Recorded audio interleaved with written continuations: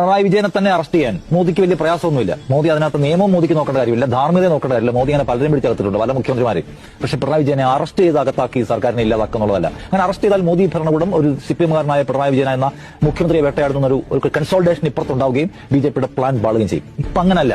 ഇപ്പൊ നിങ്ങൾക്ക് fund തരാതിരിക്കുക, fund തരാതെ നിങ്ങളുടെ ഭരണത്തെ പരമാവധി മുറുക്കുക, നിങ്ങളുടെ സർവകലാശാലകളിലും മറ്റു കാര്യങ്ങളിലും ഒക്കെ ഇവരുടെ അധികാരം വെച്ച് പരമാവധി കയറി പിടിക്കുക.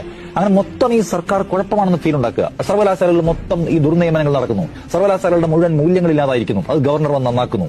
അതേസമയം ക്ഷേമ പെൻഷൻ കൊടുക്കുന്നില്ല, വികസന പ്രവർത്തനങ്ങൾ നടത്തുന്നില്ല. അതേസമയം മുഖ്യമന്ത്രിയുടെ വീടിന്റെ മോടി പിടിപ്പിക്കലിന് 10-15 ലക്ഷം രൂപ ചെലവാക്കുന്നു. അങ്ങനെ സർക്കാരിനെ പരമാവധി ജനങ്ങൾക്കിടയിൽ വെറുപ്പിക്കുക. ഇതാണ് അവരിപ്പോൾ കണ്ടുള്ള പദ്ധതി. ആ പദ്ധതി വളരെ വിജയകരമായി മുന്നോട്ട് പോയിക്കൊണ്ടിരിക്കുകയാണ്.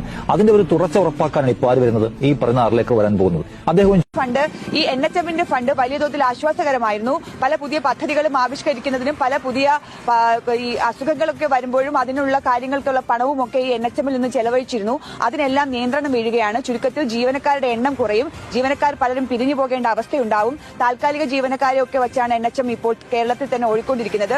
അവരിൽ പലരുടെയും ജോലി നഷ്ടമാകുന്ന സ്ഥിതി കൂടിയുണ്ട്. എന്തായാലും ചുരുക്കത്തിൽ NHM ഫണ്ട് വെട്ടിക്കുറയ്ക്കുകയാണ്. NHMന്റെ പല പദ്ധതികൾ, അതായത് തന്നെ ഒരുപാട് പദ്ധതികളുണ്ട്, ആ പദ്ധതികൾ ഏകീകരിക്കാനും നിർദ്ദേശിച്ചിട്ടുണ്ട്. ചുരുക്കത്തിൽ പല പദ്ധതികളുടെ ഭാഗമായി നിൽക്കുന്ന ജീവനക്കാർ എല്ലാം തന്നെ മിക്കവാറും പിരിഞ്ഞു പോകേണ്ട അവസ്ഥയിലേക്ക് കാര്യങ്ങൾ എത്തുകയാണ്.